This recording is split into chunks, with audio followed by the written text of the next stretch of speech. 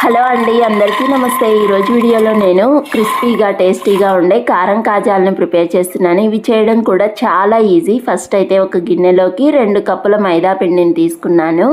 అలాగే 2-3 స్పూన్ల బియ్యం పిండిని తీసుకొని రుచికి సరిపడా ఉప్పుని, కొద్దిగా వంట సోడాని, కొంచెం వామును కూడా నలుపుకొని వేసుకుంటున్నాను. మనం దీనిలో కారం కూడా వేయనవసరం లేదు, దీనికి ఘాటే సరిపోతుంది. అలాగే 2-3 స్పూన్ల నెయ్యిని కూడా యాడ్ చేసుకుంటున్నాను. మీరు నెయ్యికి బదులు డాల్డా కూడా యాడ్ చేసుకోవచ్చు. తర్వాత ఈ పిండిని మొత్తం అయితే ఒకసారి బాగా మిక్స్ చేస్తున్నాను. ఇప్పుడు మనం ఈ పిండిని చేత్తో ఫోల్డ్ చేస్తే ఇలా ముద్ద అయినట్లయితే ఉండాలి, వీడియోలో చూపిస్తున్నట్లు.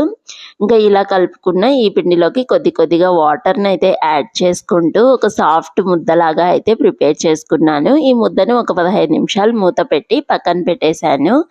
ఇంకా తర్వాత ఈ ముద్దను 2 పార్ట్లుగా అయితే డివైడ్ చేసుకునేసి చపాతీ బల్ల మీద కొద్దిగా పిండిని వేసుకొని ఈ ముద్దను పెట్టి రోల్ చేస్తున్నాను. కొంచెం మందంగా అయితే ప్రిపేర్ చేసుకోండి, మరీ ఎక్కువ అవసరం లేదు. ఇంకా తర్వాత దానిపైన కూడా కొద్దిగా పొడి పిండిని చల్లుకొనేసి వీడియోలో చూపిస్తున్నట్లు చాక్తో అయితే కట్ చేసుకుంటున్నాను.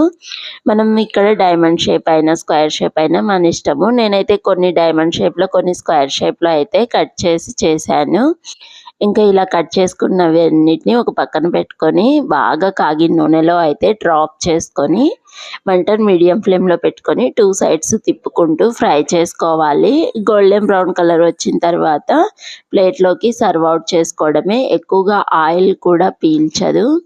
ఇంతే అండి, చాలా సింపుల్ కదా, ప్రతి ఒక్కరికి నచ్చుతుంది. ఇది ఈవినింగ్ స్నాక్లా కూడా చాలా బాగుంటుంది. మరి మీ అందరికీ వీడియో నచ్చింది అనుకుంటున్నాను. నచ్చితే ప్లీజ్ లైక్